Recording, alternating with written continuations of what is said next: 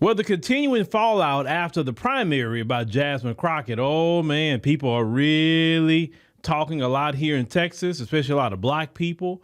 They're very upset with the situation with Jasmine Crockett. It's not that Tallarico was just so much of a better candidate and he had a lot going on, so it's understandable. Listen, black folks not silly. We know if someone is a better candidate or just do something better. But black people down here know what it is. They know what the play was. When that woman came out with that interview, that white lady saying, "Oh, I love Jasmine. She's a fighter, but I just have to, vote with Tallarico because he could win. He's a winner." And they kept saying that she wasn't electable. And you notice they always use that term toward a black candidate, because I've never really heard those terms toward white candidates. Now, the whole story had been Latinos, right? Oh, it's been a lot of conversation about Latino voters here in Texas. Now, that's the Latina that did vote for Jasmine Crockett, and I want you to hear what she has to say, but we want to go back into that conversation about Latino voters. Let's check this out. Hi, black people. I'm also not going to vote for James Tallarico on November 3rd. I don't like the way that his constituents were being racist towards Jasmine Crockett. So I do see you guys' point of views. The racism is off-putting, and I also don't want to join that crowd. So, I mean, they want the red vote. I think they can get it. I think they'll be fine without us. Now, that kind of messaging is what a lot of the other Democrats now have a problem with, especially the white ones. Because they know that Tallarico would not win in November. The black people be like, yeah, we good. Because a lot of black people saying they're like, yeah, y'all got it. You got it. It's yours. You get him in there if that's what y'all want to do, right? Cool. No issue, no problem. They're saying to black people, oh, you can't be this way. They're telling black people, so you're just not going to vote because your person didn't win. Yeah, if a black person don't want to vote for somebody, they don't have to. See, you white liberals in Texas, and I'm talking to you because you the one with the biggest mouth. And then also some of the people who are Latino that did vote Tallarico. I'm talking about y'all. You can't tell black people what to do. We do whatever the hell we want to do. We fought for voting rights. So if we want to vote, we can. If we want to sit it out, we can. Now, this is what I'm hearing black people saying. They're going to do one or two things. Either they're going to sit it out and not vote in that election at all. Now, some people say, well, I'm going to vote against Abbott because a lot of people are tired of Abbott, right? So I'm hearing people say, I'll come out and vote against Abbott, but I won't vote for Tallarico. Some people say they're going to leave it blank. Some people say they're going to write in Jasmine Crockett's name. Some other people say that they will vote either Ken Paxton or John Cornyn. They just don't want Tallarico to win. Now, Democrats, this would have been a smarter play, but y'all don't think, right? Jasmine Crockett should have been the person. She should have just let her do her thing. Let's see if she could have beat Ken Paxton or John Cornyn, right? Okay, cool. Let's say if she would beat him. Then the next, when Ted Cruz comes up, because we have two senators. When Ted Cruz comes up, then put in Tallarico, let Tallarico be the guy, and then have Jasmine Crockett be helping campaign with Tallarico. That way you had both of them in there. The black vote would have voted with Tallarico if she was probably co-signed him, and that would have been a smarter play. But see, the issue with a lot of you in the white liberals in the Democrat Party, you want the white vote so bad. And see, we talking about history. They lost the white vote after the Civil Rights Bill because a lot of white people were so upset that the Civil Rights Bill was signed, they no longer wanted to vote Democrat. So they vote Republican. The majority vote Republican. And this has been this way ever since the Civil Rights Act was signed and the Voting Rights Act was signed. That was the one event. They were like, oh, hell no, the Democrats signed them for have voting rights and civil rights. Oh, no, I can't vote with them. Now, let's just go there. I would halfway understand it if you was a white person in that era and you had that anti-black racism in you. But people in 2026 who still doing that, you didn't live in that era at all. But when I told you it's about culture.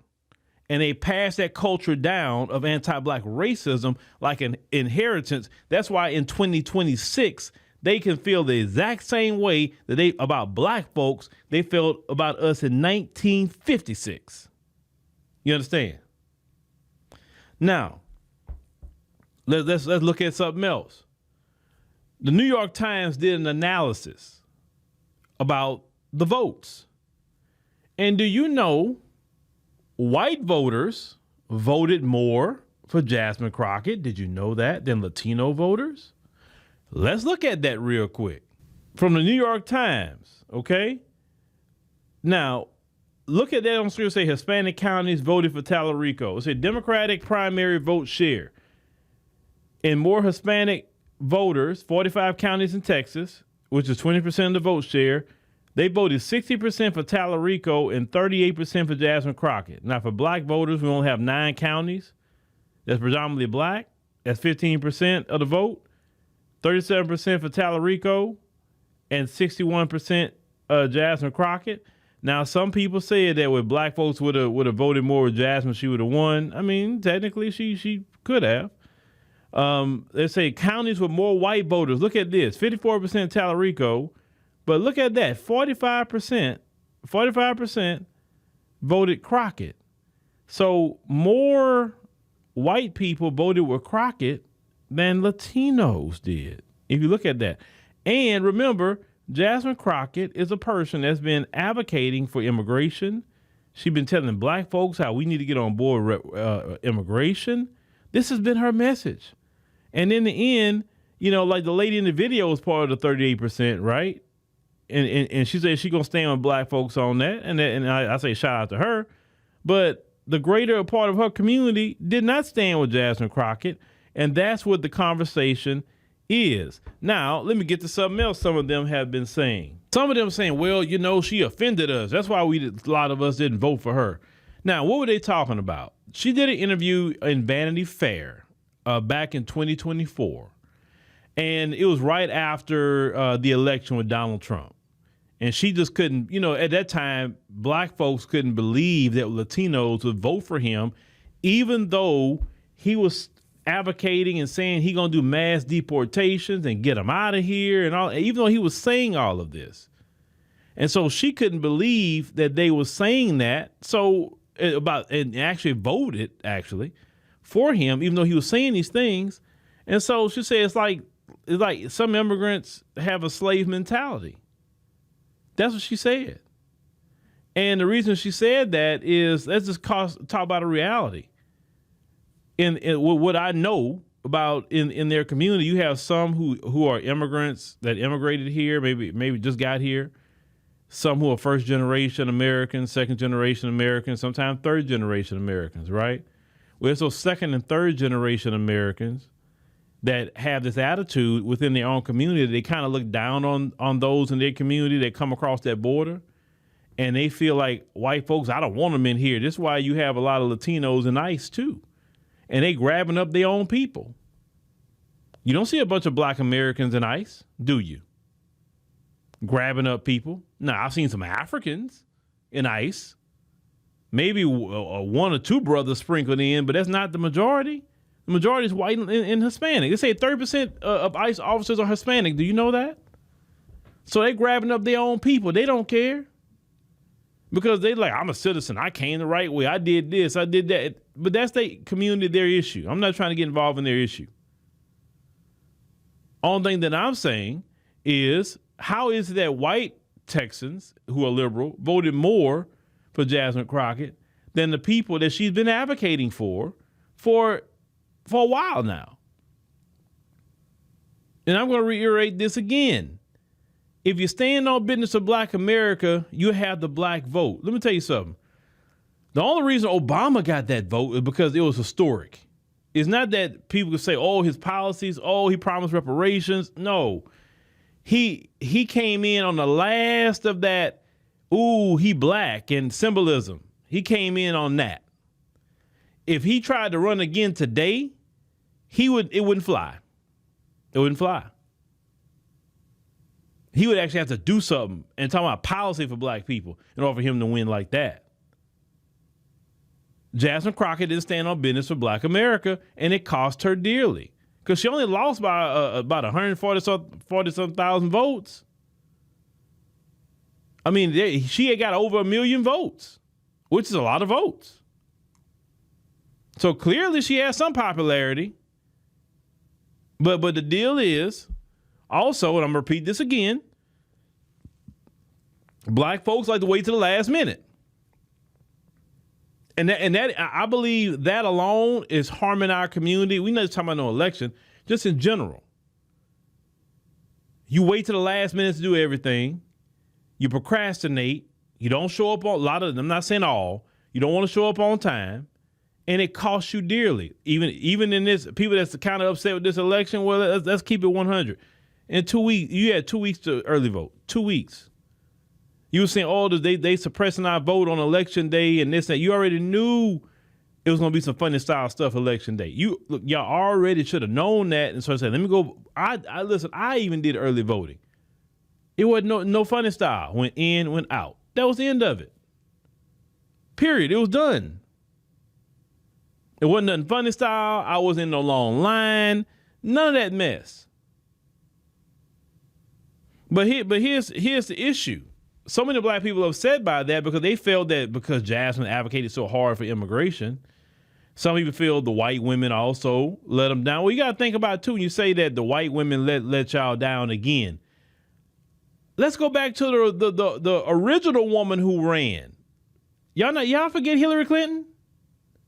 White women didn't overwhelmingly support Hillary Clinton, and that's a fellow white woman. So they didn't support Hillary Clinton for president.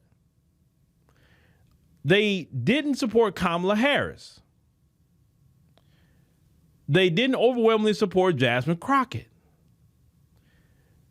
Y'all need to stop looking at white women like they on your level, Black women. Because I'm kind of like tripped out that you really thought white women is in some sort of solidarity with you. Let me tell you something. Do you ever hear Black men looking at white men to be in solidarity with us? You notice we never do that? We never say, there go white men again, not voting the right way. We know better. No. Like, who told y'all had some sort of solidarity with white women? I'm trying to figure that part out. White women have proven time and time again they are about maintaining, we talking about as a collective, white supremacy. They do not want to give up their privilege. They do not want to be equal to you. They do not want Jasmine Crockett being their senator, okay? Telling them what to do, basically. They don't like that. If they don't like that on your job, let's say you're a supervisor as a Black woman and you got to tell some white women what to do. And they just giving you attitude and give you problems. Because they just don't like, it don't matter if it's a Black man, it don't matter who it is. They don't like Black people being over them, ruling them. They don't like it. Yes, they may love how Jasmine is ferocious at times. Oh yeah, they may love that she got a mouthpiece. They may love that. But for them to go and say, I want to put a Black woman over me, listen, if they wouldn't put a white woman over them as president, a fellow white woman, who's white like them. They believe in white male Christian nationalism patriarchy. They believe in that. And Tallarico fits that mold. Some of them were saying, oh, Tallarico remind me of my dad or my brother before he became MAGA. Not that his policy was so much better. Because think about it, none of them have said that Tallarico's policies were so great. Oh my God, he was great. Tallarico was being funded by the same people that funded Trump. And nobody will say, well, why is this billionaire lady funding him? He's supposed to be a Democrat. Why is she funding him? Why is he accepting her funding?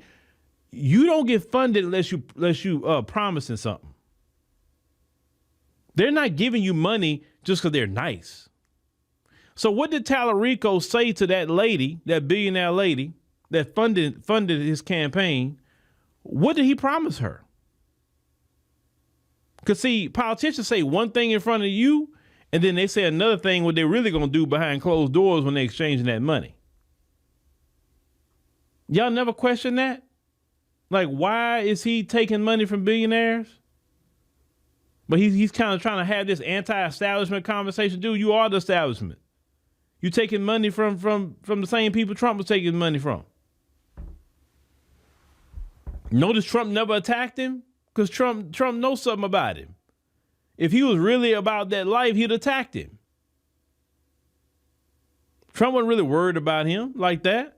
He really wasn't. He's still not worried about him. But y'all couldn't figure that part out of it. I mean, we live in the information age. We can find out real quick who's funding who. I mean, there's a lot of people who's giving Tallarico money. And nobody said nothing about it. But to them, it's not about logical things. It's not about research. It's not about who's funding people. It's all about, he reminds me of my father or my brother before he became MAGA. He was just a good Christian. And my dad lost his mind with MAGA. He just reminded me so much of them. But they always telling black people about identity politics. They are the kings and queens of identity politics. I'm talking about them. They don't like if we center ourselves in our identity and our politics. Who else going to center black people? That's the thing I want to say. If black people don't center black people in politics, who going to center us? White folks sure not going to center us. Asians not going to do it. Latinos not going to do it. Who's going to do it? Don't let nobody tell you about identity politics. If you don't want identity politics, get rid of race. Get rid of it. We just all Americans now. Get rid of race. As long as you have race on government forms identifying you by white, black, Asian, Latino, that is identity politics all the way around. We have social security numbers. You can identify who we are by social security number. We have driver's license. We take a picture on our driver's license so you can clearly see our identity, who we are, right? I mean, we have all kind of ways to verify who we are. I mean, if you're going to get rid of identity politics, let's go all the way with it. Let's get rid of all of identity politics, get rid of race on all government forms, bank forms, anything you think of, get rid of the color of skin, get rid of it. We all take a picture, like I said, for our driver's license, passport, all of that. You know, when I travel to other countries, they don't call me black. You know what they call me? Oh, you have some Americans here. They never say black. No matter what country I've ever been to outside this country, they call me an American. They don't call me black. In this country, you got to be black American, FBA. You got to be always some sort of identity. I'm just telling you, if you don't like identity politics, we'll get rid of it. White people, because you're the one is started the identity politics. You just don't want us centering our identity and being powerful in our identity. You want black to be a dirty word. And black is not a dirty word. Not at all. Because the term black don't have the stains of blood and don't have the bodies piled up to the heavens. Neither our name we don't. But if black folks don't want to vote for Tallarico, white liberals who saying that, the ones who voted overwhelmingly for him, you can't stop it. And I'm gonna tell you about black people. When black people get upset and they say we done with something, it's done. But really in the end, I'm kind of glad this happened with Jasmine Crockett. And I'm gonna tell you why. Because it's waking a lot of black people up. Oh, I see so many black women are upset. Some of them are crying. And they're like, you know what? I see this so-called coalition was a myth. All this minority stuff was a myth. It never really, I finally see it. Listen, this Jasmine Crockett stuff, it's opening up the eyes, baby. It's opening up some eyes and boy. But it's like I say, so like the Kamala thing, opened up some eyes. And that's good. I'm telling you, we're going to have black people so on cold. Oh boy, black people is getting so on cold. And listen, we could have never did this except these elections. So I like to thank those who didn't vote for Jasmine Crockett because you helping wake my people up, and they've been needed to wake up. I'm hearing some black people say, look, if they ain't black, I ain't voting. If they ain't black supporting my agenda, I ain't voting. You know what I mean? They got some black people saying that now. Oh, yeah, they say, I'm not, why should I give my votes to these people? They never do nothing for me, no way. Some even talking about Ken Paxton and them. Say, look, okay, if Paxton is on there, Cornyn, okay, I mean, shoot, I live under Republicans. What they going to do to me? And that's the thing, white liberals. We live underneath Republicans. We've been living underneath Republicans for years. Black people are doing just fine underneath the Republicans. So you can't say, oh, my God, it's a threat to democracy. We got to do something about it. Black people do very well in Texas. They really do. So you can't sit up here and use Greg Abbott and the Republicans as, oh, there's so much of a threat. Black people, you got to do something. No. That's not going to work. Fear-mongering, them days are done. You can't fear-monger us. We are doing just fine. If the Republicans win again, we are just fine. I promise you, we are fine. Now, you may not be fine, but we are great. We are great. And every single time, y'all fail the assignment. Black people tell you, okay, this is the play. This is what we're going to do. You say, oh, okay, let me go do the complete opposite. Then you cry when you get the results that you didn't want. Then you want to go back to black people. Well, help us fix the. No. We're not your mama. We're not your daddy. That was your mammy and your pappy did. Is went over there and cleaned up your mess. We ain't your mammy. We ain't your pappy. So you go handle your mess. You go help James campaign and all of that.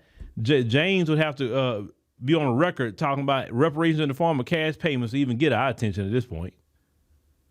James would have to be out there talking about an anti-black hate crime bill at this point. And he would have to be on a record saying that multiple times.